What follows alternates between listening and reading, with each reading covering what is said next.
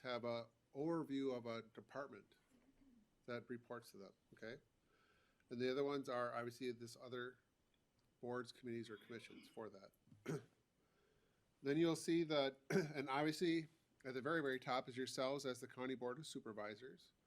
And as the supervisors, you fill most of those seats of those committees, although on some of those committees, we do have citizen members that are part of them, or they're designed where they have statutory requirements in terms of some of those appointments.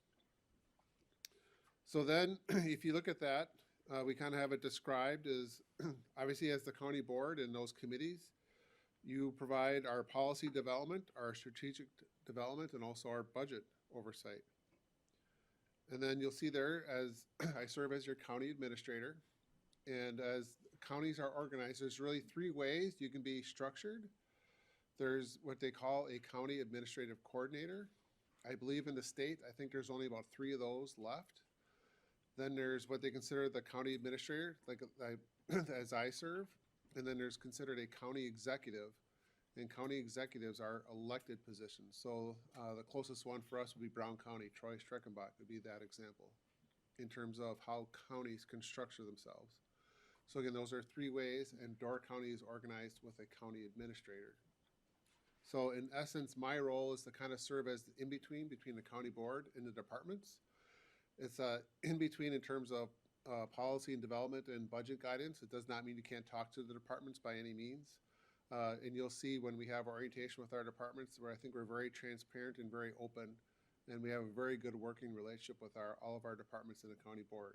So, but then let's look at our departments. So when I get asked to speak at different functions, I get asked, well, to describe what does the county do? And if you look at it, I kind of described it as, if you look at all those boxes, you know, think of those as all mini businesses in a sense, right? So in essence, we're all those different businesses that all have different, I guess, mission goals and objectives. Some of them overlap and some of them are very unique. And if you look at all those, you can see why. This in terms of all the diverse areas that we cover as a county itself. So the ones in blue are what I would be considered just your traditional county departments. Then the ones that are in red are ones that are considered elected departments, or departments that have an elected official that oversees that department. Okay? And again, the purpose of your departments is to carry out those policy programs and obviously service the implementation of those programs on behalf of you to the public and your constituents. Okay?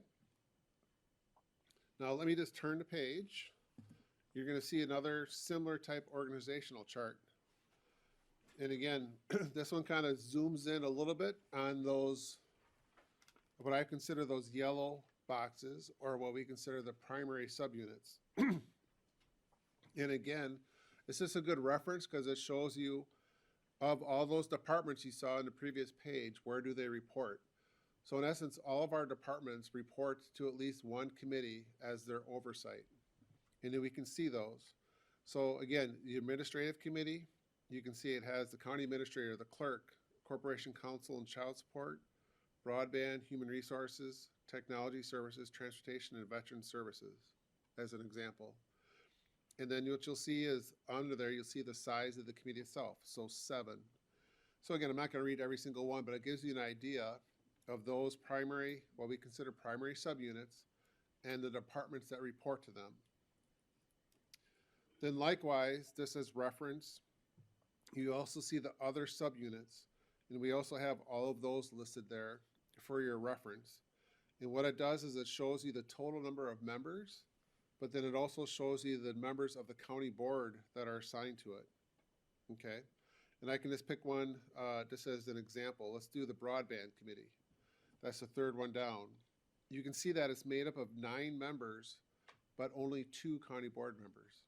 Okay, so in other words, we have other individuals that are part of that committee that make that up. Okay, so this is just a little short reference.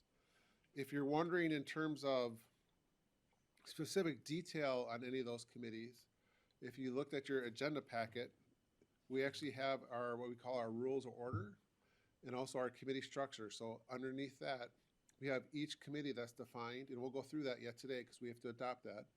But again, we have that formally defined far as each committee name, their oversight, the size, and their primary responsibilities. But again, this is also, I think, probably the most helpful, just because it's a high-level overview of what we do as far as county government. So it's kind of like the County Government 101 picture, so. Any general questions from a high level that you guys would have? All right, so next I'm gonna have Sean come up, and Sean's gonna spend some time going over things that will help you do your positions. So Sean?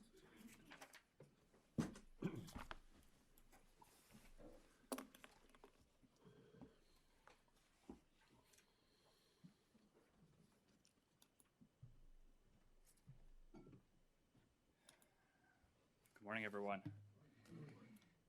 All right, so Ken was brief. I will be as brief as I can.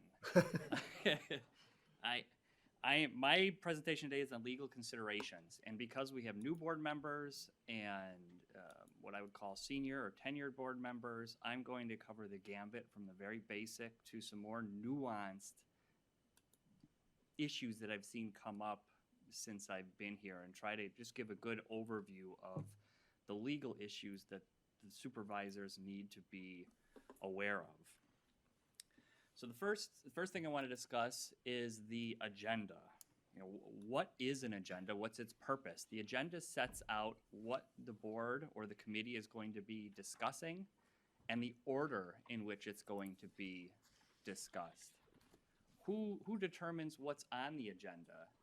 The Wisconsin statutes indicate that our fabulous clerk, county clerk, prepares the agenda at the direction of the county board chair. So the chair sets the agenda for the board meetings. When we're talking about committees, it's the committee chair that sets the agenda. So if there's a topic that's not on the agenda that you'd like to get on the agenda, how does a supervisor go about doing that? First thing you want to do is speak to the chair of the board or the committee that you want that item to appear on. If the chair is unwilling to place a topic on the agenda, there can be a motion from the floor at the new business portion of the agenda to add the agenda to the following meeting that's voted on, okay?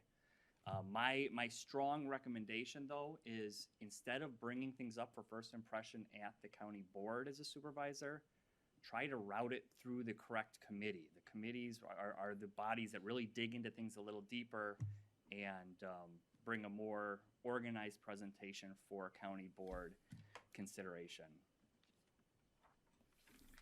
Quorum, motions, and voting. These are very important topics. For a lot of you, they're second nature, but if you don't know, they're very good to know. What is a quorum?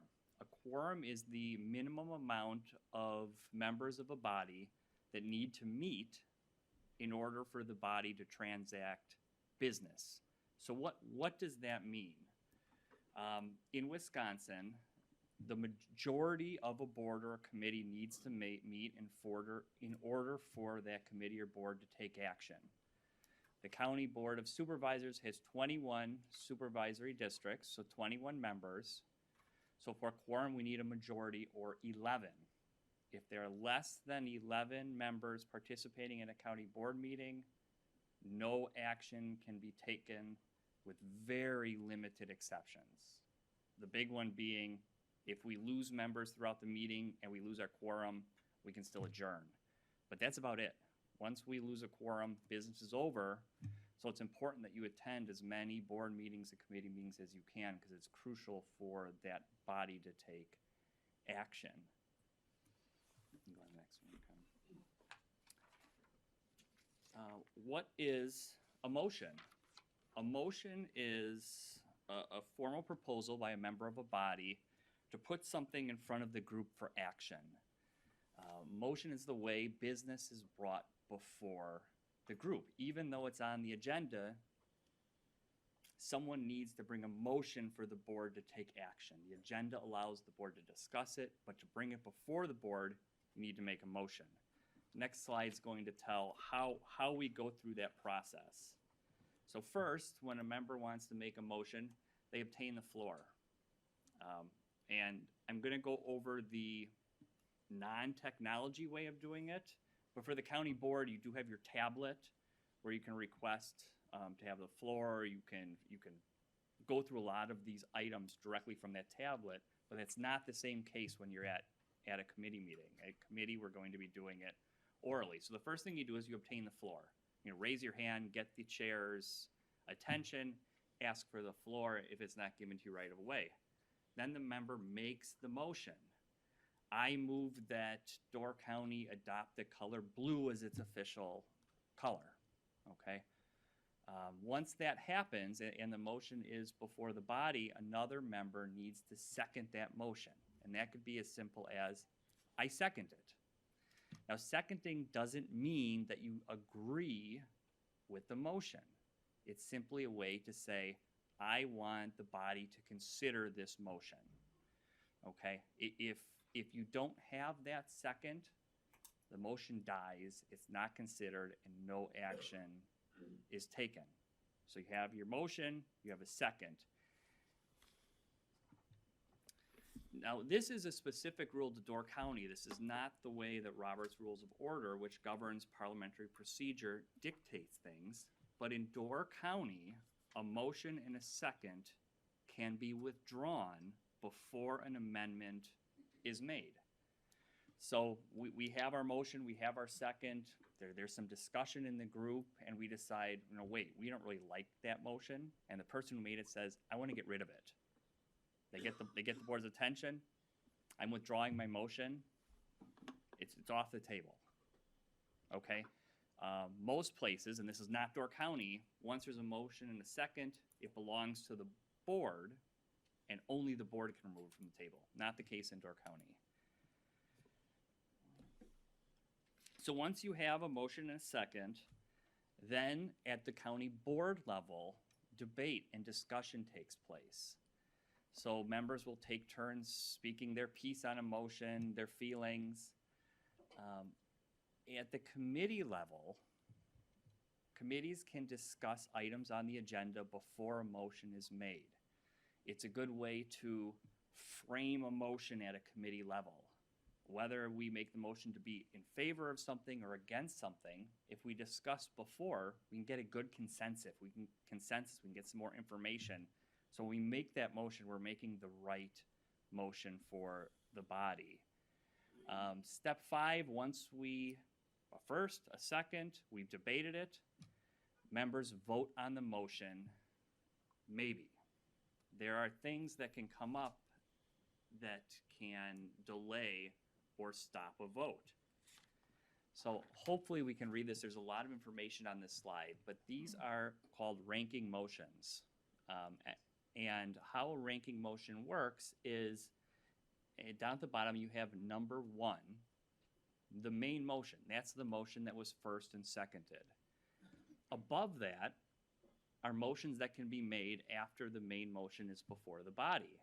We can make a motion to amend it. We can make a motion to refer to committee, to push it off to a future hearing.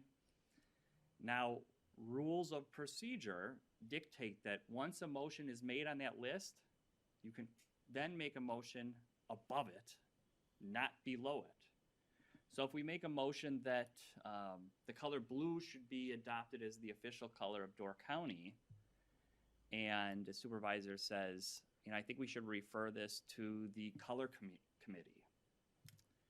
And there's some more discussion on that, and everybody kind of comes to this consensus that we really like the color red. And a county board supervisor says, you know, I make a motion to amend the motion to replace red with blue. That's out of order. It cannot proceed. Because we had the motion to refer to committee, we cannot go back to amend. It gets a little bit more complicated because when you have that subsequent motion, you can amend that subsequent motion. So if it was, I move that we refer the issue of the color to the color committee, another supervisor could raise their hand that says, I move that we amend that motion to refer it to the administrative committee, not the color committee. We don't have a color committee. So this table It's in your material if you want to refer to it. I will correct if something happens that's out of order, but it's good for you to know how that process works with subsequent motions. On there, it also lists, is a second required? Can the board or committee debate it? Can it be amended? And the vote required to pass that motion. I want to go over some problem motions, and by problem I mean motions where issues arise with not just Door County, but all around the state. They're just common problem areas. One is a motion to reconsider. Say this board is at a meeting and there's a motion made to adopt blue as the official color of Door County. The meeting goes on and I voted no. I don't think the color blue should be the color of Door County. I think it should be red. I voted against that motion and I lost. So at the next board meeting, it's on the agenda. I made sure that the color is on the agenda again. I make a motion to reconsider the official county color motion. I can't. You can reconsider an existing motion, but you have to be on the winning side of the original motion. So if Ken had voted in favor of blue and that motion passed, and he changed his mind and said, I really think it should be red, Ken could bring a motion to reconsider the color. So the only member that can bring a motion to reconsider a topic is one that was on the successful side. And why do they do that? They do that so the topics don't come up at every single meeting when someone just keeps being turned down. The second problem area is previous question or calling the question. This is a motion to end debate and take an immediate vote on a topic. We've been discussing the color for a long time, and it's been going on for half an hour, and someone gets fed up and said, we're done. I mean, blue, red, who cares? I'm going to call the question. Now, there are instances where someone says, I call the question, thinking that we're going to immediately stop debate and vote. But this is a motion. It requires a 2/3 vote of the body. It doesn't automatically end debate. So someone move, chair, I move to call the question. The body would vote. If it gets a 2/3 vote, at that time, debate ends, and we vote on the original motion. So just because you call the question doesn't mean it stops immediately. It is a motion that needs to be voted on.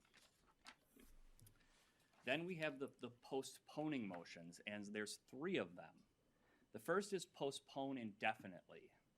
Postpone indefinitely is not postponing at all. Postponing indefinitely kills the motion.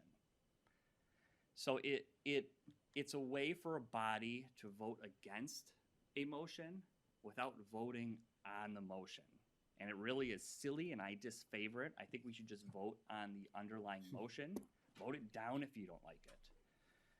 But that's what postpone indefinitely is. So if there's a motion to postpone indefinitely, that's the same as a motion to kill the main motion. Postpone to a certain time. That's a way to push a decision on a topic out into the future. Maybe we need more information. Staff come back to us at the next meeting. We just don't have enough information to make a decision. So you move to postpone a decision until a certain time in the future, whether it's the April board meeting, the May, June. We pick a date. This is when it's coming back before the board or the committee. That's a motion to postpone to a certain time. And then we have a motion to lay on the table or to table a motion. This is very similar to postponing to a certain time, but it's used to deal with emergencies. It temporarily takes the motion off the floor, gives it to the clerk, and then allows the committee to interrupt that discussion, take up another matter that's more urgent. And it doesn't come up often, so you could use your imagination what would be more urgent. I don't know. There's a hurricane and we need to do something. But that's what lay on the table is temporarily taking it off the table, and then we need a subsequent motion to put back on the table. It has to be at the meeting where the original motion was made or the subsequent meeting. If it doesn't happen at those two meetings, it's done. So those are the three postponing motions. Okay, so we have a motion before the floor. Now we need to vote on it. How do we determine how many votes we need? The general rule is a majority of the members voting. Not the total membership, the majority of those present. Remember, we need a majority of a quorum. So say we have for this body, only 11 people show up. We still have a quorum. We can act. We then vote on the color issue. We need a majority of those 11. So you need six members to vote. That's how voting works for most matters. There are statutory matters where the law requires a supermajority. They don't come up very often. The one that comes up most often at the county level is non-budgeted fund approval. So we go through the budget process, and we have our budget set. We have purposes for funds, and we have amount of funds for those purposes.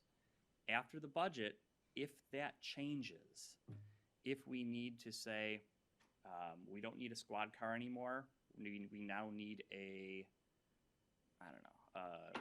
parks car, okay? We can change that, but when we're changing the appropriation, the amount, or the purpose, it requires a 2/3 vote of the entire membership of the body. That's something that our legislature says is a little more serious. We're not going to allow you to change the adopted budget with just a simple majority. You'll also see a unanimous vote where you don't have the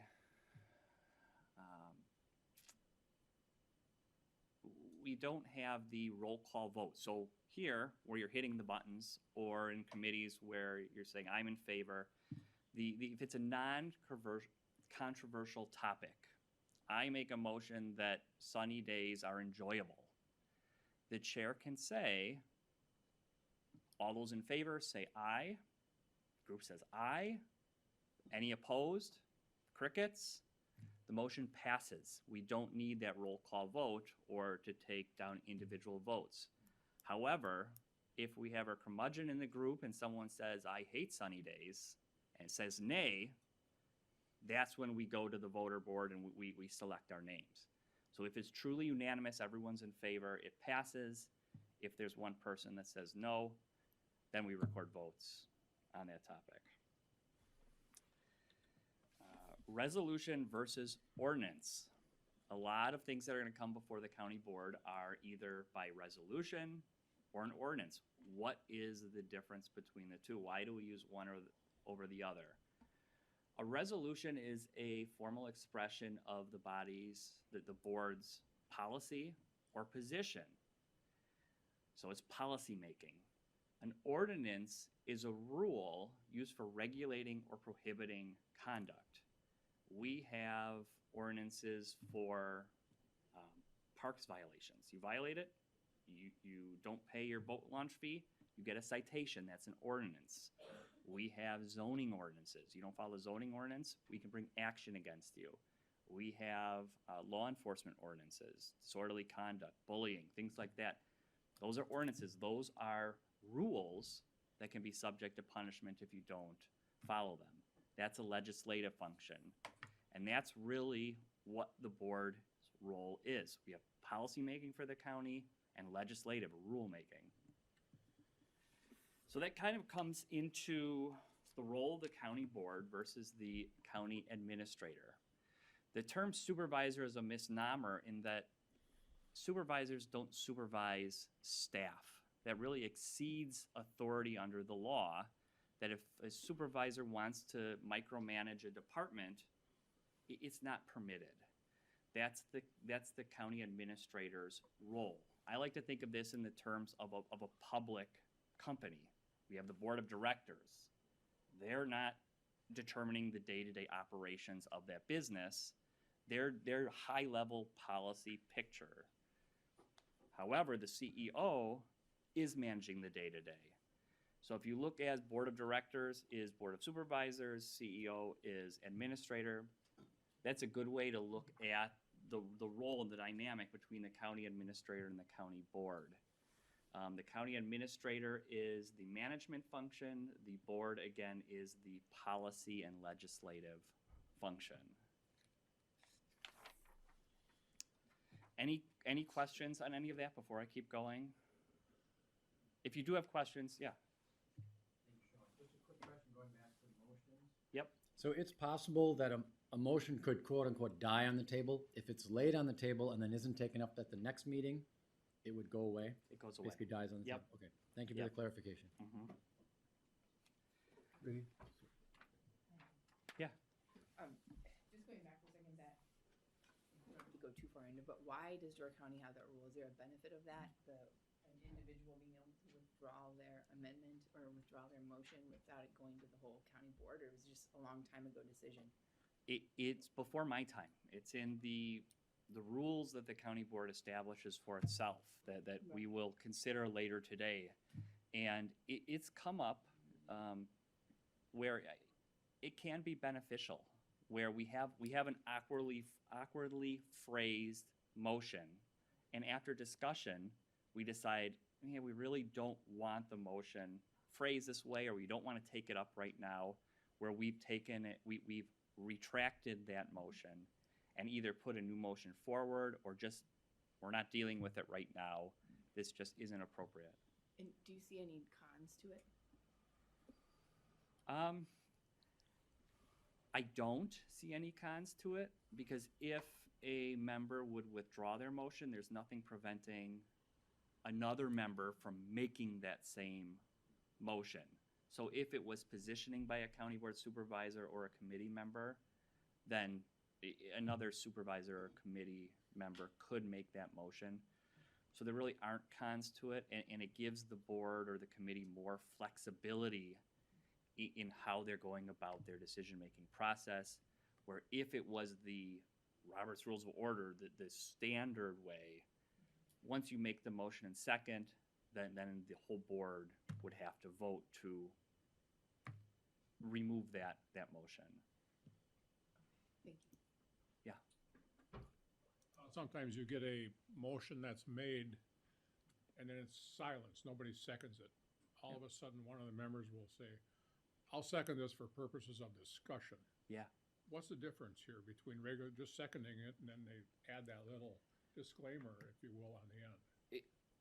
There's no difference other than whoever made that comment is clarifying that they may not be in favor of it. They just want the group to discuss it. You need a first and a second to discuss. So in my color example, I move that Door County's color, official color, should be blue. Everybody hates blue in this group, but yet they think that Door County should have an official color. A person could say, I will second the motion for purpose of discussion. The group can discuss it, and maybe there's a motion to amend to say, we really like red, we're going to amend it to red, and we establish the official color as red. So the second never means that you're in favor or that you're locked into voting in favor of the motion. It just is indicating that there's at least two people that think this issue is important enough to bring it before the body. Does that answer your question? Okay. Yeah. Just to interject there, I guess so the board knows that the person making the motion is expected to support that motion, correct? Yes, yeah, I mean, I don't The know that second there's, doesn't have to, it's, but the first. I guess it's a common sense that if you're going to make a motion, you wouldn't make a motion that you don't agree with. That if you do make the motion, make sure it's something that you want the board to adopt or the committee to adopt. David? All right, Sean? yeah. To that statement, I've certainly seen that during the discussion, the person that made the motion realized, I'm not in favor of that anymore either, right? Yeah. My question is, got an agenda item. There's a motion, there's a second. Motion in favor of.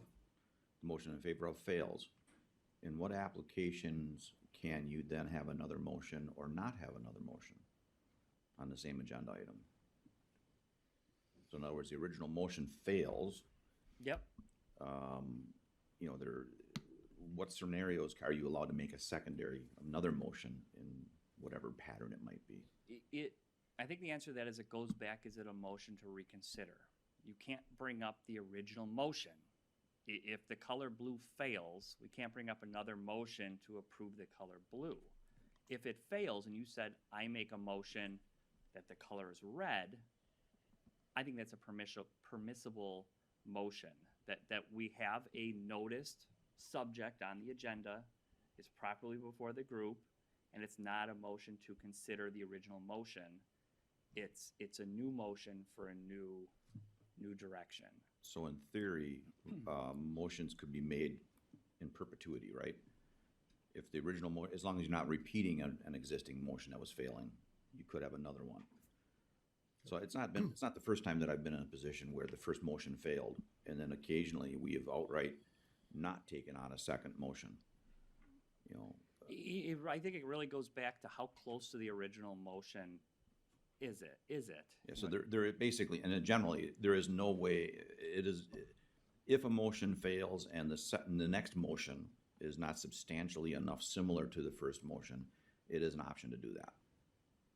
Yeah, as long as it's noticed, you know, we're not doing a completely new topic that's off the agenda.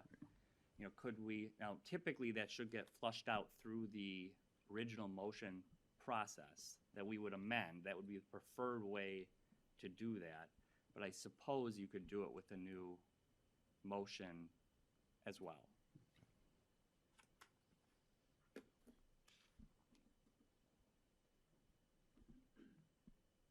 Nothing else? Okay.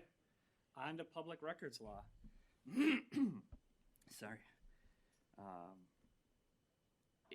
In Wisconsin, there's a law that every public record is available for inspection by the public with limited exceptions. Those limited exceptions are: one, disclosure of that information is prohibited by law. It's health protected information. Two, kind of an offshoot of that is we're authorized to withhold it. It's attorney-client privileged information or something similar. Third way to not disclose information is through a balancing test. Our legislature has said that we have a very strong policy in this state that any public record is available for disclosure. When we get a record request, I go through it and I determine, is there some counter public policy that's strong enough to outweigh that public disclosure of information? Is this information going to put someone in harm's way? Is it, there could be a multitude of reasons, but you really do that balancing and you disclose that to the requester. The requester then, if they don't like your answer, can take you into court, and that's a whole nother process. But those are really the only three ways that you can stop a disclosure when there's a request made for public records. Most all records do get disclosed. So what is a public record? A public record is really anything, either paper or electronic, with information about government business. Emails, photos, videos, text messages. It is anything recording government business. The location of the record doesn't matter. Emails, text messages, or files about governmental business that's on a personal device are public records. So if you use your personal email, your personal computer, your personal cell phone, you're texting with another supervisor, those could be public records. Now, not everything on your personal device is disclosable. Purely personal information, an email between you and your spouse, you and your friend, is not disclosable. But where it gets sticky is when there's a request made I don't want to have to come to a supervisor and say, I need your phone, I need to go through it and determine what's a public record and what's not. So the strong recommendation is limit your communication to the county email. The county email is backed up. We keep a record of it. We maintain it for the retention period. It's really the best way to assure that I don't have to ask for a personal device and get information from you that way. So, as county board supervisors, kind of puts, they didn't realize this is a little bit of a sticky wicket here. So you publicize our cell phone numbers, our contact information as a means to the public, which is important for Yep. them to call you. So if you get a text from a constituent complaining about something or whatever else it is on your personal cell phone, that becomes a okay. Yeah, there are retention, the periods you have to retain that information for. It has to be disclosed. So it can become very, very sticky in that regard. Just a question related to that. So if I were to get that kind of a call, would it be better for me to respond on my county email? Yep. Even as a text, if you get a text, there's no reason, you might get a text, say, I'd love to discuss this issue further, here's my email, or could you send me your email, and convert it to your email. Don't go on with your text, because your text now becomes a official record. So you want to always try to convert it, so that way it's in an area where you're protected, but also it's backed up as an official record of the county in case something ever happens. And then the second question, what is the time frame in which the county has to respond to the open records law at his request? There isn't a specific time. It's dependent on the records requested. The Department of Justice has given guidelines that for a simple request, 10 business days is reasonable. If someone is asking for very detailed information that's going to take a long time to find, or there's a lot of it, I mean, it could take a month to compile the data. Our burden is to prove we didn't sit on it for a long time and just not disclose it. It really took us that much time to gather it and get it to the requester. And one other question on the personal side.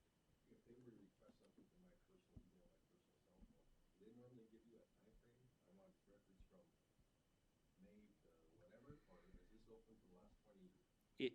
It is, I would love if everybody gave a certain time frame, but anybody can make a record request.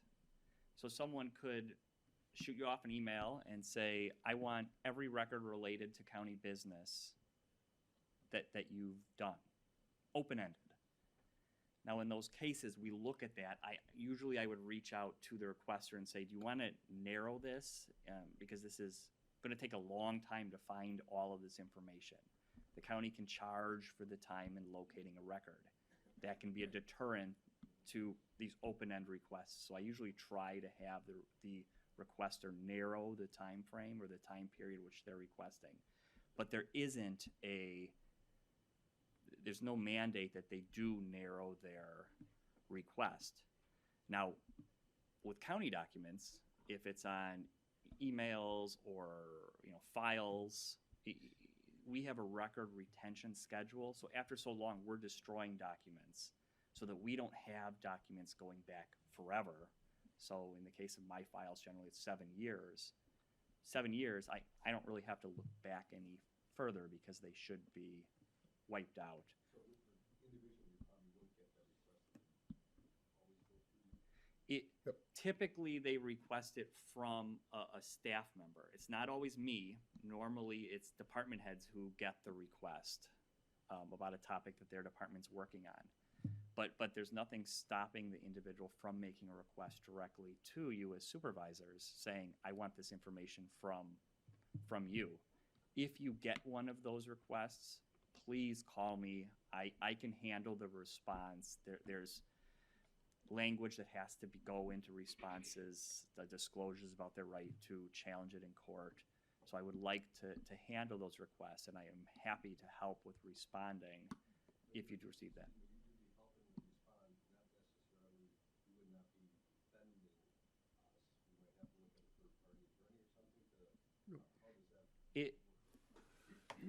He's your, It's not always clear with those regards. Now, insurance may, if you're acting in your official capacity correctly, generally you would be protected. If you're doing something illegal or wrong, I represent the county. I don't represent you as individuals.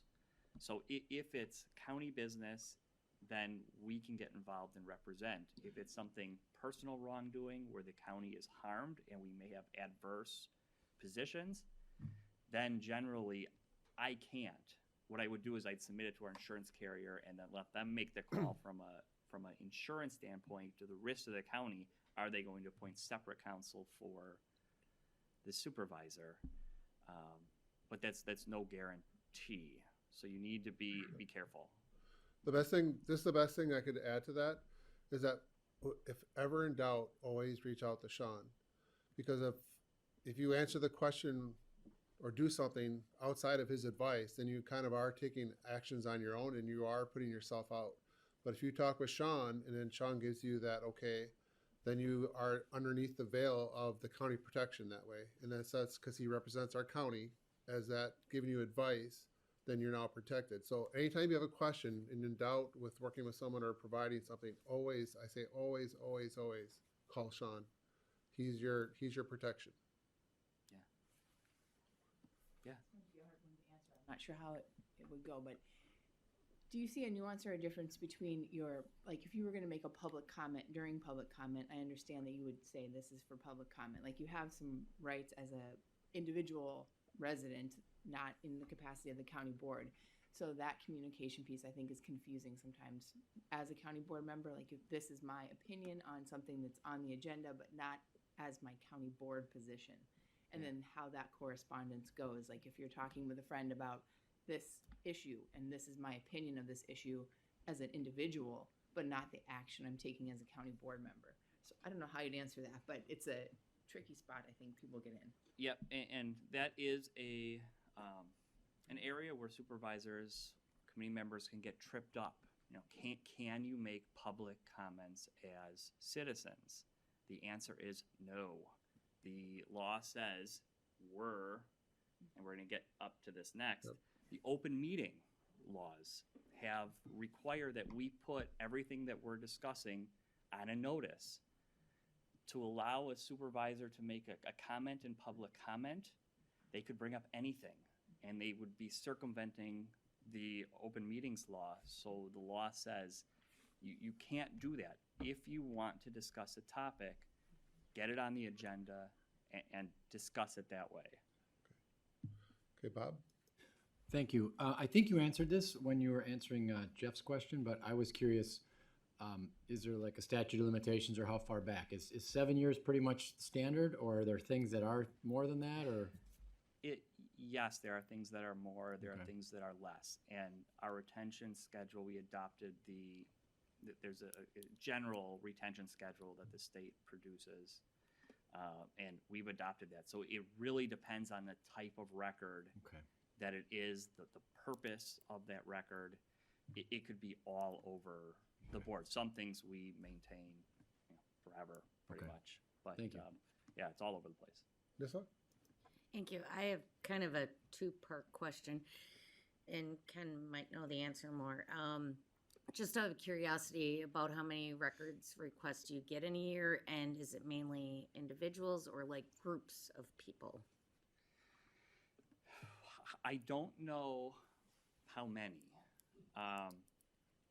The numbers seem to have increased recently for record requests, and they come in all shapes and sizes, whether it's from a citizen wanting information about a topic they're passionate about, whether it's about individuals sending a message or a request to the clerk about voting records.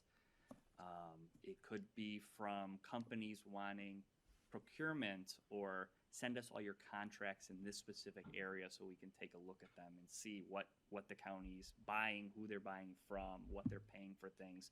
So it could So be it kind of runs a anything. gambit of a little bit of everything. Yep, Okay, yep, thanks. yeah. Right, Sean? Okay. Keep us moving. Yeah, sorry. Open meetings law. All meetings of governmental bodies for governmental business have to be open. We want the public to take part and to witness, not to take part necessarily, but to witness what happens in county government. We do not do things behind closed doors except for certain limited reasons.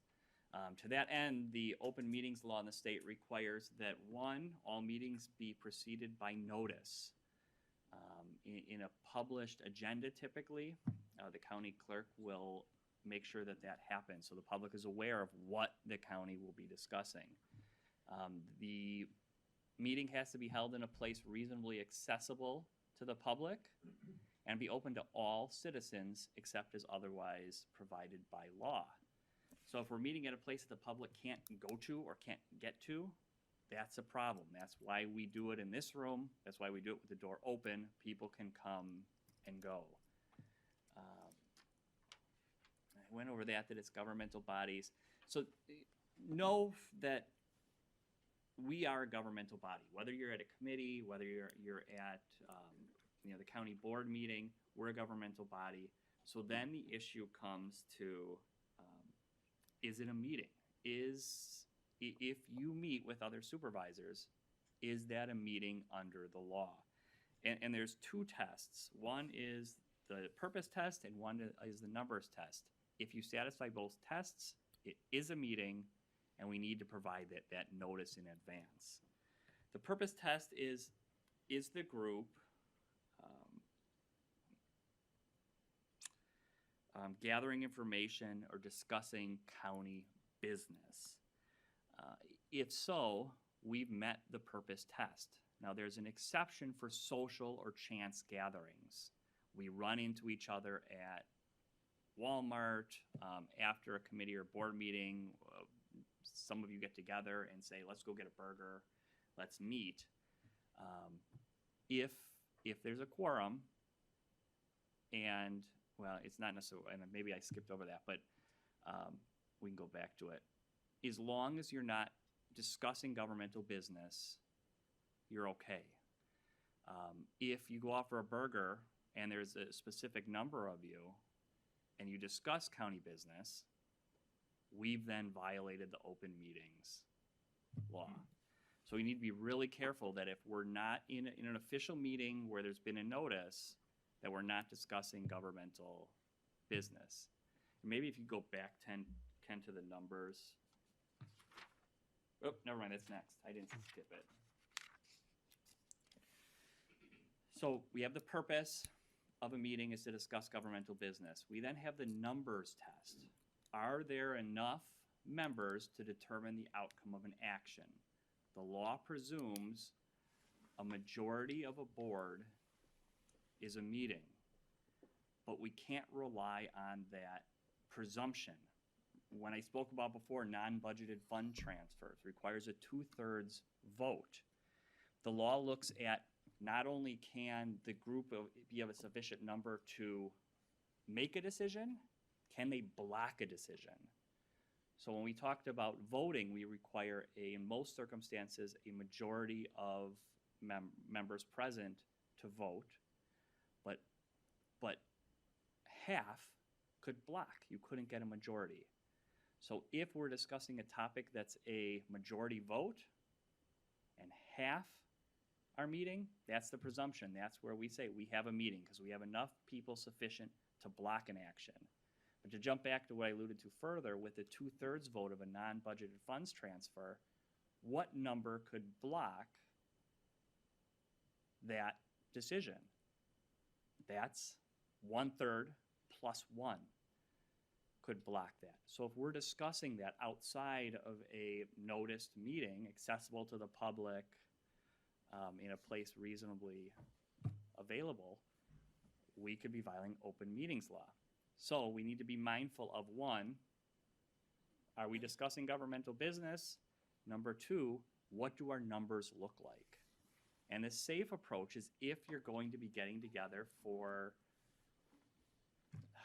I don't know, half of a committee is going to be at some specific event.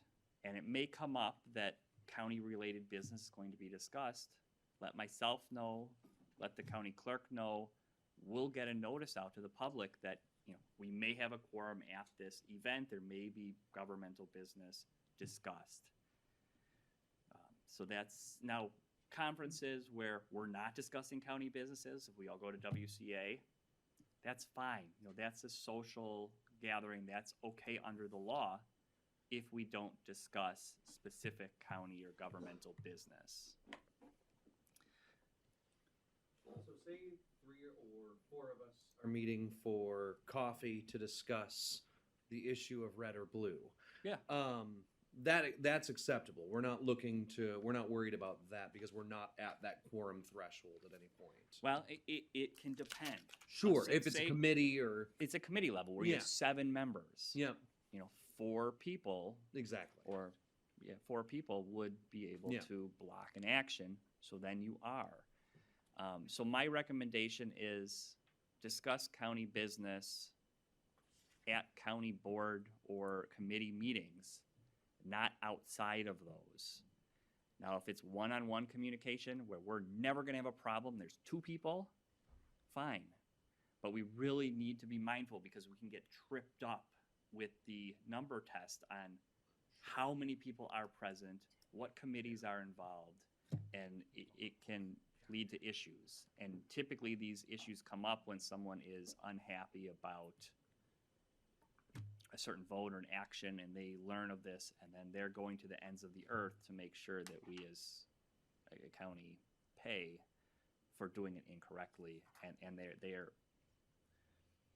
they're willing to litigate, essentially. So we need to be super careful about when we're out and about, outside of a published meeting, we're not discussing county business.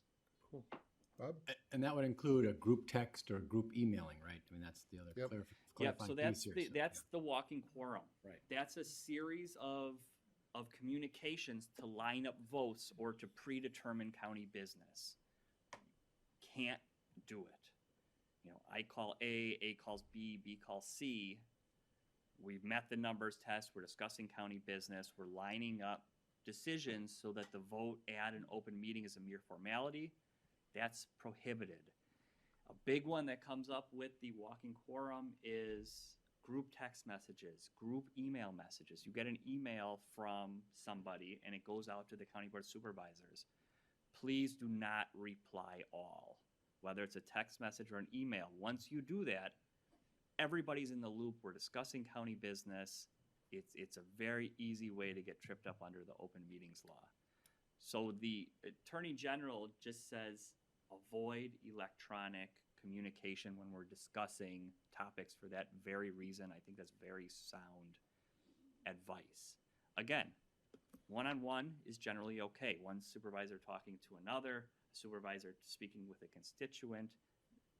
That's not what this is talking about. This is talking about multiple supervisors, multiple committee members discussing via electronic communication can lead to issues with the law. Could you address that with social media?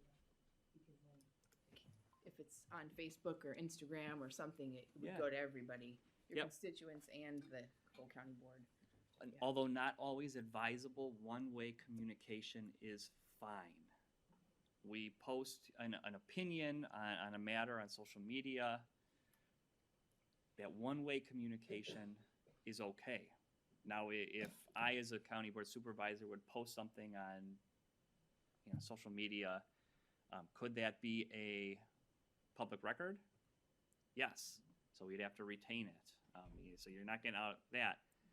If other supervisors disagree with me and they start commenting on that social media post, we have a problem. So one-way communication, although not always advisable, is okay in most circumstances. It's the back and forth between supervisors that really can lead to issues with the open meetings law. Mhm.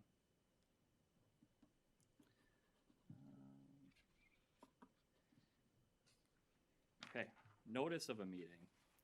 So as part of the open meetings law, we have to provide notice of the meeting. What has to go into, or when must notice be given?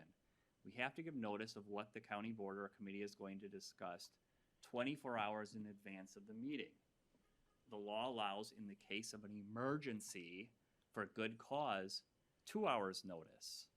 You know, we have something where we lose power at a building and we need an emergency repair. If we put that on an agenda 2 hours before, we can discuss it. You know, we can have those emergency meetings where we're saying, we're calling you in, we need to take action right now to approve funding in that 2 hour window. But that is very limited. It's only for a good cause. For most everything, we need 24 hours advance notice of the meeting. Then what must the notice contain? It has to contain the time, date, and place of the meeting, and the subject matter to be discussed. The subject matter has to be of a nature where it's reasonably likely to inform the public of what will be addressed at the meeting. Usually we put the agenda, when we're preparing the agenda, we're making sure topics are going to give the public notice of what we're discussing. To go back to my county official color, if we put on the agenda color, that wouldn't be sufficient. No one knows what we're talking about. If we put official color of County of Door, that would be sufficient notice. We want to make sure that the agendas are sufficient to apprise the public of what we're going to be discussing. This is the reason why we can only discuss matters on the agenda. We can't go off on tangents into matters that aren't on the agenda. We can't add new matters to the agenda at the meeting, is because we did not provide the public notice of what we're discussing. Again, our legislature has said we operate with open meetings. Public are welcome. We do not operate behind closed doors most of the time. There are 11 reasons listed in the statutes why we can go into what's called a closed session. That's a session where we're permitted to limit who's in the meeting to essential individuals and close the door. These are things like litigation strategy, discussing negotiation or bargaining. You know, we want to purchase land and we want to come up with a purchase price. Well, if we list our max purchase price in open session, whoever owns that land is going to say, I'm not taking less than that. So those types of things where it really can't, it absolutely cannot be open, or it will put the county in harm's way, are authorized. Some employee matters, there's a list of 11. I review all closed session agenda items to make sure that we do have that proper exception that we can go into closed session. I want to go over, let me catch up here to make sure I don't miss anything. I want to go into the procedure really quick about going into closed session because it does come up. How do we move into closed session when there is a closed session topic on the agenda? The proper procedure is the chairperson reads the notice on the agenda that I've prepared and asks for a motion to go into closed session. Someone from the committee or the board then makes a motion to go into closed session and restates the generalized reason for going into closed session. The committee votes by roll call vote. Each member of the committee or the board is called out. Here you push on your tablet, and we take that roll call of who voted for and against the closed session. That roll call vote has to be done in open session. Once we have a majority of the group that is approved going into closed session, we can then close the door and go into closed session. Who can be at a closed session or portion of a meeting? If it's the county board, the supervisors can be in. If it's a committee meeting, it's the committee members.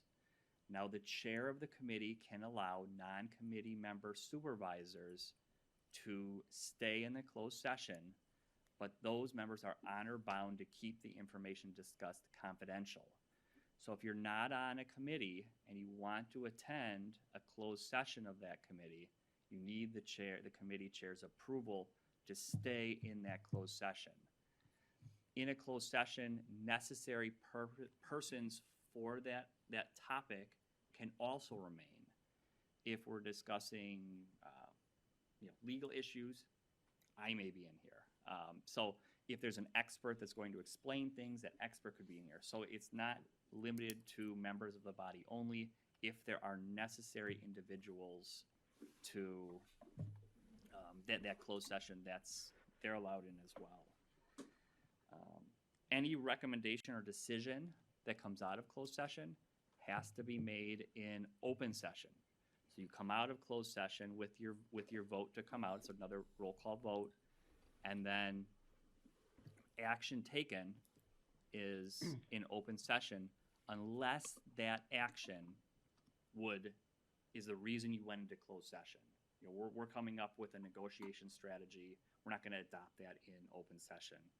So if it's something that can be shared after the decision's made, you do that in open session. If it's something that relates to the reason you went in closed session, then you would keep that in closed session, if that makes sense. Conflicts of interest. So I'm going to run through this quickly because it's largely statutory. But there are a couple of rules that prevent supervisors from doing things for personal gain that can lead to criminal results for individual supervisors. One is a conflict of interest. State law prohibits the supervisor from using their official position for personal gain. You can't negotiate, bid for, or enter into a contract in which the supervisor has a private monetary interest if at the same time the supervisor is authorized or required to participate in an official capacity in the making of that contract or to perform some other task. Now notice I underlined authorized. In this case, you can't always abstain from a vote because you're authorized to take action. If this and the other items I'm about to discuss about ethics and conflicts of interest come up, please contact me. Let me know. I have a business that there's going to be, the county's considering, purchasing items from that business. Is this something that we can do, or do I have to stay out of this completely? If you violate this law, it is a felony. Go to the next slide. I already discussed about abstaining from voting doesn't always insulate you, but there are several exceptions. One being the proceeds to the supervisor do not exceed $15,000 in a year. It's detailed and it's nuanced. So if you get into this situation where, is this a conflict of interest for me? Let me know. I can help guide you through it. Ethics. There's a state code of ethics that lists 5 or 6 items that a county board supervisor or committee member cannot do. Again, these are talking about situations where there's personal gain for the supervisor's family, or an entity that the supervisor is a part of. These 5, and I'll just kind of, I don't know if I want to read them, but I will. You cannot use your public position or office to obtain a financial gain or anything of substantial value for the private benefit of the supervisor, their immediate family, or an organization which they're associated. You cannot solicit or accept from any person, directly or indirectly, anything of value if it could be reasonably expected to influence the official's vote, action, judgment, or considered as a reward for any official action or inaction. Cannot take any official action substantially affecting a matter in which the official, an immediate family member of the official, or an organization they are associated with, has a substantial financial interest. Cannot use your office or position in a way that produces or assists in the production of a substantial benefit for the official, a family member, or an organization they are associated with, and you cannot offer or provide influence in exchange for campaign contributions. Again, these can result in criminal penalties. If you come into one of these situations where you're thinking it just doesn't have the smell test, contact me, ask me. If I provide an opinion to you and you follow that opinion, you're insulated from punishment for violating this. If I'm wrong and you follow my direction, it's a safe harbor. So the moral of the story is contact me. If something you think, can I do this? It just doesn't seem right? Contact me. I'm happy to walk through this situation with you. And the last slide is Door County's ethical principles. We also have adopted county ethical principles. If violated, you can be subject to censure or reprimand by the county board. So you need to be aware of those as well. And that is all of it. Cool. Unless there's any questions. No. No, okay, Oh, wait, Bud's got one. yeah. Substantial value. Is there anything, is that variable? There is there's a similar statute for state officials. The substantial value has been determined to be $25. So if you go to a conference and you win a mug or a basket of some sort, the substantial value there is under $25 or about $25. Those are generally okay. You win a car, have a conversation with me.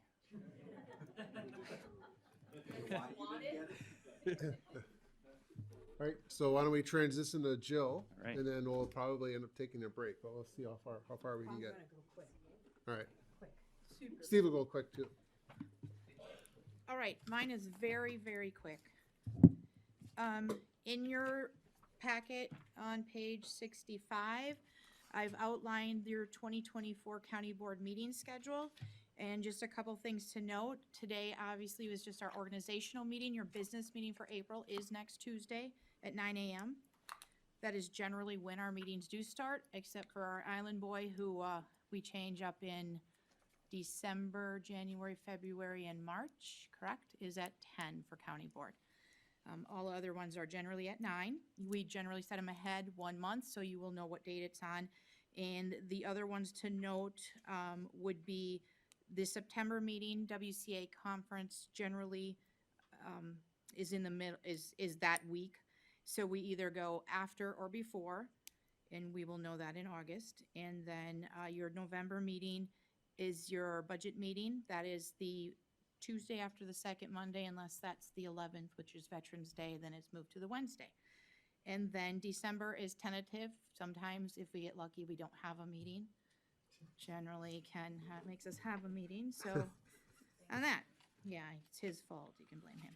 Okay, then second, the committee information is also in your packet. This is the established, what we've been working with the last term. Doesn't mean it won't change. This will be generally what you would be looking at for May. However, at your May meetings, you'll be electing your chair of your committees and vice chairs, and for most of them. And you will be setting a date that works for all members. So although this is what we've been doing, doesn't mean that it won't change. But for May, this is the schedule you will generally see, depending on the committee you're on. And then at your desk was your conflict of interest statement. So that's what Sean just went over. I need you each to sign that for your new term and return it to me. If you can today, please. And then as well as the official directory information. So the official directory is a printed directory, lists your names, district numbers, addresses, and phone numbers that your constituents can contact you at.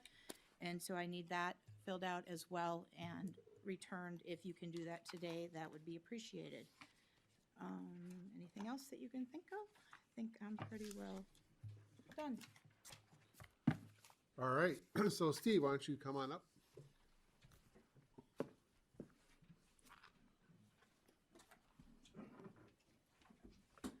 All right, good morning. I just have a few different topics and items to discuss with the county board. I'm Steve Whipperfirth. I am the finance director for the county. On page 71 and 72, you're going to see that this is a summary of the Door County's adopted budget by fund and department. There is comparisons of 3 years. So the one that you're looking at is you're going to be seeing the 2022, 2023, and 2024 adopted budget. I'm not going to go through the whole report because I just want you, as the county board members, to get familiar with this, as this is a summary that you'll be seeing probably a few times throughout the year. I was going to go through definitions and stuff like that, but I think with time constraint and with Sean taking up most of the time, that we'll just, sorry, Sean, but, we'll just, yeah, well, thank you for that, yeah, thank you for that. So, I guess, if there's any questions that you would have with this, please feel free to reach out to me, whether email, phone call, or you could stop up, at my office. I'm located on the 3rd floor of this building. So moving on to your next page, is the, unassigned fund balance on page, 60 or 73. What the unassigned fund balance, think of that as the savings account for the county. And what happens is at year end, the difference in how that grows or decreases is that, besides what we can utilize it for, is that at year end, all the revenues of the whole county and expenditures, the difference will go into the unassigned fund balance. So if we have more revenues taken in than expenditures, that will increase our fund balance. If we have more expenditures and less revenues throughout the year for the county, then that decreases. Now, what is important for the county board to be familiar with this is that what can the unassigned fund balance be utilized for? The unassigned fund balance can be utilized for capital projects and one-time purchases or one-time expenditures. What it cannot be utilized for is operational expenses, such as payroll or utilities for that reason. And the reason for that is that when the county is looking at for, say, to go out for bonding, meaning getting a loan for if we have to, and we might be doing that here in the next few years with our tower project. But when the county goes out for bonding or for a loan, the county has to go out to get a rating. Just like when you go out to get a personal loan, there's a credit score that you have. Well, the county goes through that. And one of the things that when the county does that is that the rating system is they look at how you utilize your unassigned fund balance is one of the things. It's not the major one, but it's one of the things. And if they utilize that and they say that you're utilizing it for operational and things like that, that's kind of a red flag. So that makes your credit rating kind of go down. So it makes it, so when you're looking at for principal and interest for payback, think of it as your interest rate will be a lot higher because of your credit score. Now, going over this spreadsheet that's on page 73. Now, at the end of March, the fund balance was just a little over 22 million. And if you go into the middle of the page there, where you'll see to the right there, it's at a little over 27.6%. Back in 2003, the county board passed a resolution stating that our unassigned fund balance should never go below 12%. And as you can see right now, we're at a little over 27%, which is a good thing. It also reflects on our audit when we do our audit, saying that we are having, we have a very good unassigned fund balance. So I guess I'll just leave it as if there's any specific questions on that. Otherwise, if not, I will move on. Nope, Vinny has one. Oh, Vinny. And this could be further in the meeting too, but is there a, maybe briefly go over how that decision is made to move, to get the percentage lower for spending that on projects? So we have done that throughout the budget process, and we did that I believe in 23. We utilized some of the unassigned fund balance for some of our capital projects. Now, the county board back in 2003 passed a 12%. It's between the 12 to 15%. There has been discussion, probably I'm going to say roughly about 10 years ago, that a decision was made to say, hey, do we want to increase that to 20%? Well, the thing about that is if you decide to increase that percentage to 20%, you lose that flexibility of what you can utilize the unassigned fund balance on. So does that answer? Yeah, I didn't know if any of the time you set a maximum. I was just more No. general about having so much Nope. in there. No. It just, what the county board just says is that basically it's the range. They say the unassigned fund balance should never go below 12%. And that's, so there's not a maximum where it say, okay, it's capped, and then say, oh, yes, we have to start utilizing it. If that's, Like at the police, there's a maximum, like if we had 80% in there, and then we were, it just, yeah, there's some discussion with that. We could have a different time, but just looking at how we Yeah. outlay those projects, Correct. so Yep. we don't keep growing them. and it can be throughout the budget cycle, or during budget time, say, okay, we do have these capital projects coming up, maybe do we want to utilize some of the unassigned fund balance to help? So, yeah, so like that. Okay, moving on to page 74. This is the sales tax, the 0.5% that the county receives on a monthly basis of the sales tax. If you look to the left of the spreadsheet, you'll see that in March, and then if you go all the way to the right in 24, we received a little over 315,000. So that is the sales tax that was collected in January, we received in March. We are always 2 months behind when we receive the sales tax, and that comes from the state of Wisconsin. What they'll do is they'll send me an email. It's always at the end of the month, and they'll say, okay, here's the amount that we're going to be receiving for that month, but it doesn't give me a detail and say X amount comes from this business or whatever throughout the sales. Any questions on that? All right, moving on to page 75. This is the county's health plan. The county is a self-funded health plan, and what that means is that the county provides the health benefits directly to the employees. Whereas if you are a fully insured plan of companies that are, the employer purchases the health plan from a insurance company. So what you're seeing on here is the various different vendors that the county utilizes for our health plan.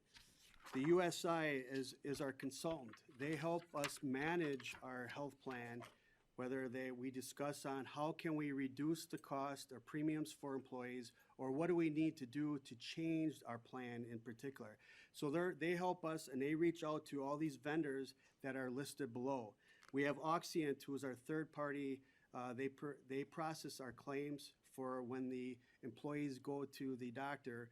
The claims go to to Oxient for their review and to get paid. Then we have the RX CVS. They manage our prescription drugs, and so they make sure that the county is getting the lowest price for that prescription drug that somebody may have to have. Then we have the HPS. They process the explanation of benefits so that the employee can say, so if you're going to like a doctor and are seeing somebody at Door County Medical or at Aurora, you get one explanation and then one bill of everything that comes on there.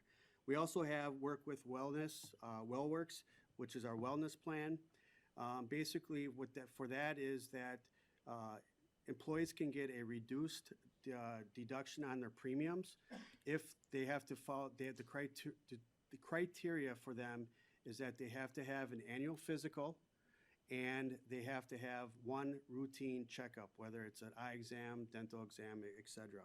And then that paperwork is submitted to WellWorks, and then they tell us that, okay, Steve has done what he needs to do so he can get a reduction in his premiums for that year. Delta Dental, they handle all our dental claims.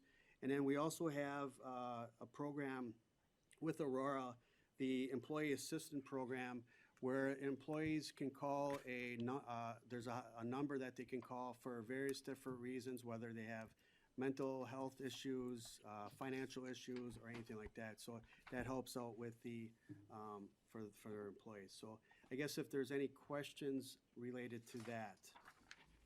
If not, moving on to page 76. This is where all the department heads are happy when I send this out to all of them. I mean, it makes their feelings, they're excited as can be when this comes out. This is the budget, the budget schedule for 2025. As you can see on this, we did start the budget process for 2025, but just a couple of things for the county board. On July 23rd, the county board will review and adopt our KIP, which is our capital improvement plan. On September 5th, now the date is not really etched in stone, but every year, the last probably 2 or 3 years, we've put on a budget retreat for the county board members and also department head meetings, or department heads.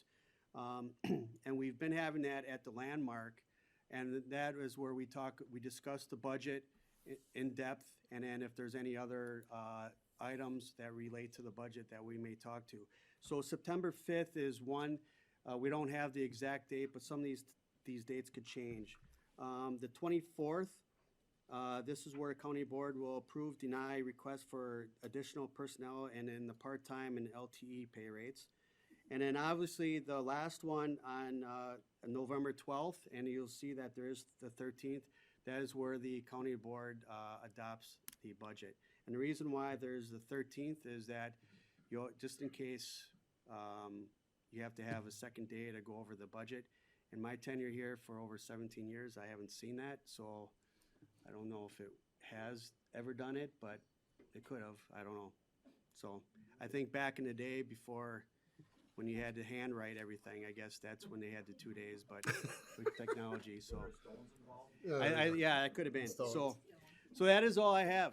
Is there a statutory requirement for when the budget needs to be adopted by the county board? Yes, it is all right, Jill, help me out here. It's the second Tuesday after the first. Second Monday. Yep, The Tuesday after the second Monday. So, yes, confusing at all. yeah.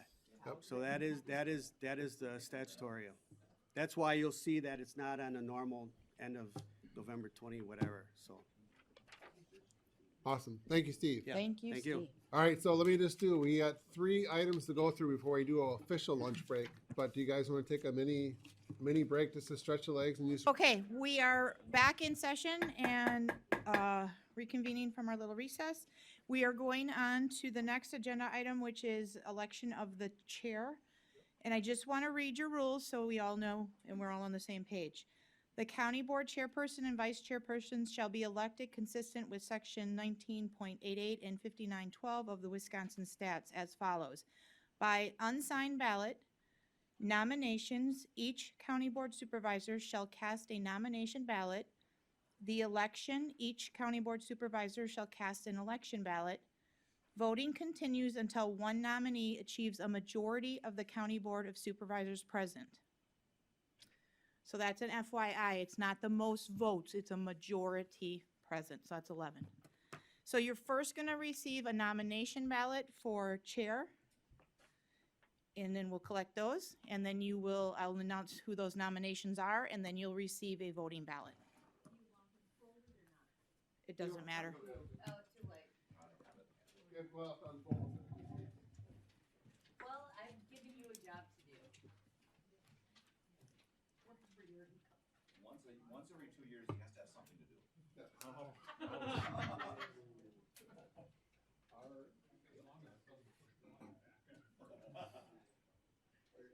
that's what you find the stock reference was, yes, I agree.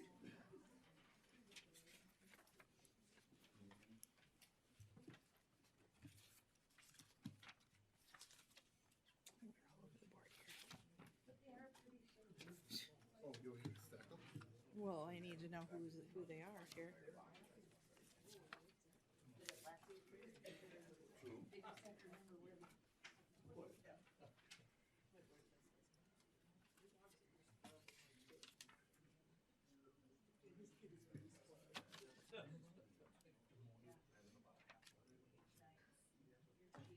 Okay.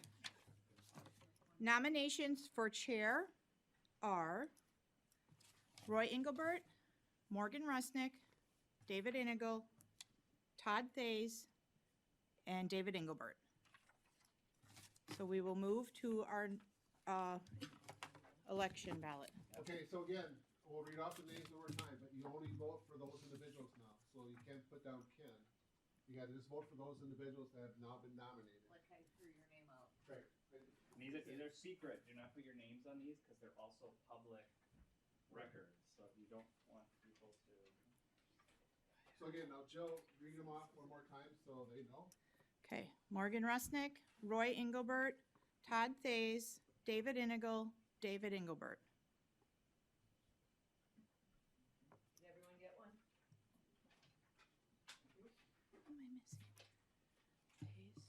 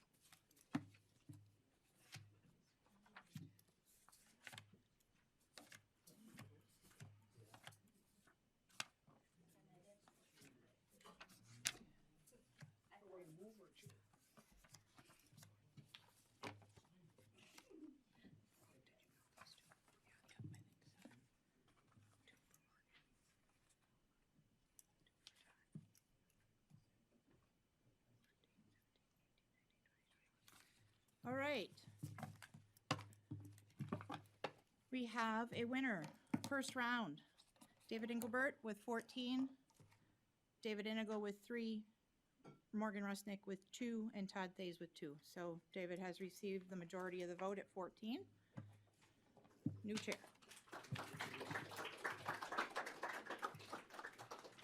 Andy, you can move up. So we're going to move to vice chair, a nominating ballot.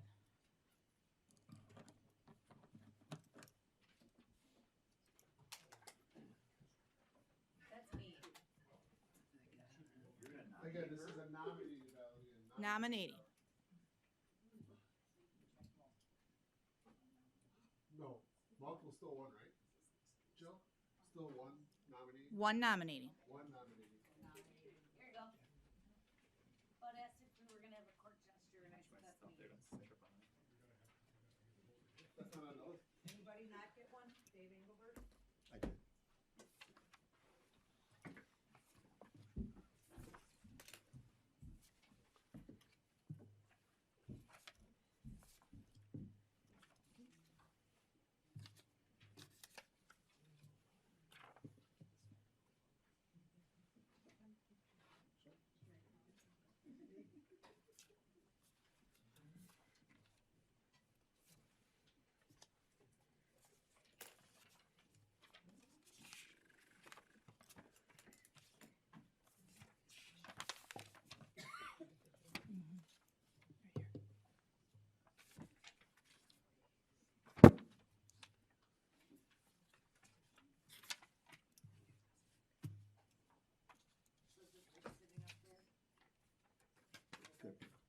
People can withdraw it already. Yep. We'll get through it. If not, I can put it up on the screen too. if you need to. All right. Let me just calculate first here.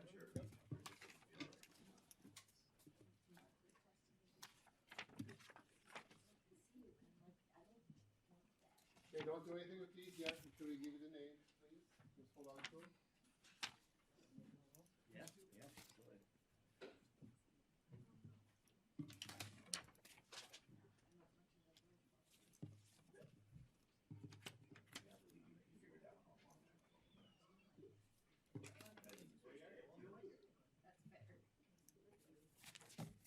Okay, nominations for vice chair, Bob Boltman, Vinnie Shomo, Roy Engelbert, Ken Fisher, Joel Gunlickson, Morgan Rusnick, Todd Thays, and Hugh Zettel.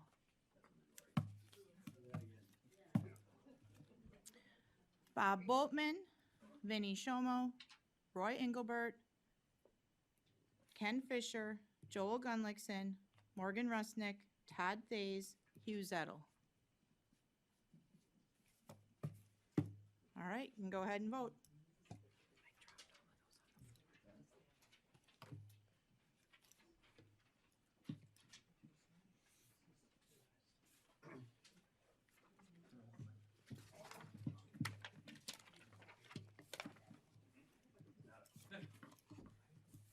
Everyone's already forgot you. How long was that, 1 or 2 minutes?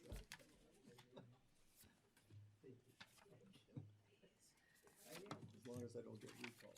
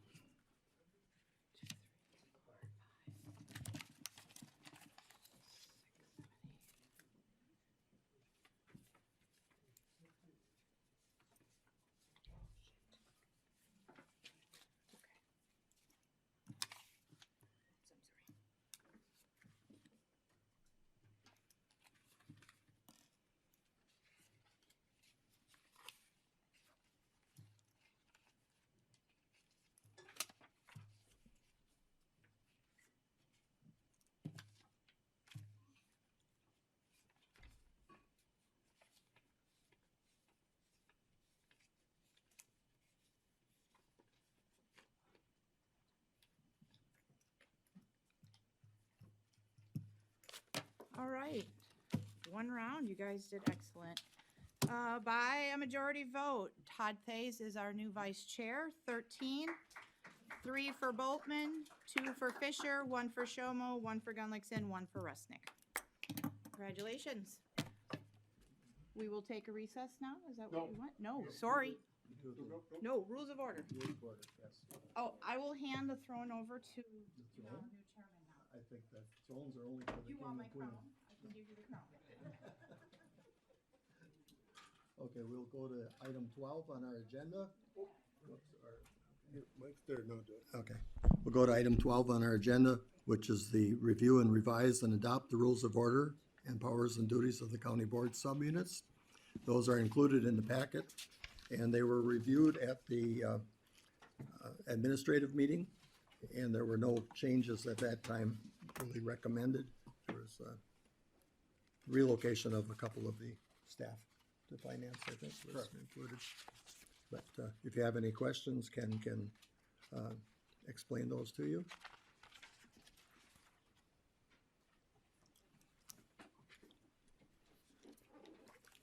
Otherwise, we would need to adopt those. Okay, I gotta learn to look at these screens. Or you can see it on Okay, yours as well. okay. So, okay, there was a motion by Supervisor Enigal and a second by Supervisor Norton to approve these. Okay. You wanted to amend it. Right, I talked to Sean this morning, he said he didn't think we needed to. Oh, Okay, then we can proceed. Yep, okay. Okay, is there any discussion on those rules of order? Hearing no indication of questions or comments, all those in favor of adopting signify by aye. Aye. Opposed? Okay, that is adopted. The next would be to recess for lunch and allow the chairperson to go through with the committee and committees. Those individuals would be myself, Todd Thays, Morgan Rusnick, Dale Vogel, Walter Combs, and Nancy Rublard. And we'll go upstairs for that meeting. Okay, so what we're gonna do is we'll recess. We have lunch provided in the Peninsula Room, so even those that are on the committee for committees, grab a lunch and then come upstairs to the admin conference room. For those that aren't on the committee and committees, have your lunch and just relax. There is a public health open house, which is just around the corner. So if you finish lunch, if you want to check out that open house, I think they'd very much appreciate having some visitors just to see what they do in their office. That'd be greatly appreciated. My guess would be, I mean, we'll do like a half an hour lunch either way, but if you could stay on this floor so we can gather you, my guess would probably be close to noon when we'll reconvene, just an estimate. But again, if you take your lunch, have your lunch, and if we get done early, we'll try to reconvene you sooner. So if you could stay in this area until we reconvene at that point in time. But again, we'll go into recess until we do that. Okay, when I announce the members for that committee, did everyone hear your names mentioned? Not everyone. but Just one more time. select member. I can go through them once more. Myself as chair, Todd Thace, Morgan Rusnick, Dale Vogel, Walter Combs, and Nancy Rublard. So those individuals grab your lunch and then come upstairs and go to the admin conference room, please. We will take up resolution 2024-18, the appointments to the county board commissions and committees and boards. And there was a motion by Gunlickson and a second by Roy Engelbert to approve those. We had the committee on committees. They followed the recommendation that was created between Ken and I. Those appointments are sometimes under his appointments and sometimes under county board. But we had discussion on it and consensus of that committee on committees says that we should bring this forward to the board. And it's here for your approval. It is really not subject to amendment or any further action. But so we have the motion and a second, but any discussion could be welcome. Hearing none, all in favor signify by aye. Aye. Opposed? So the committees stand appointed.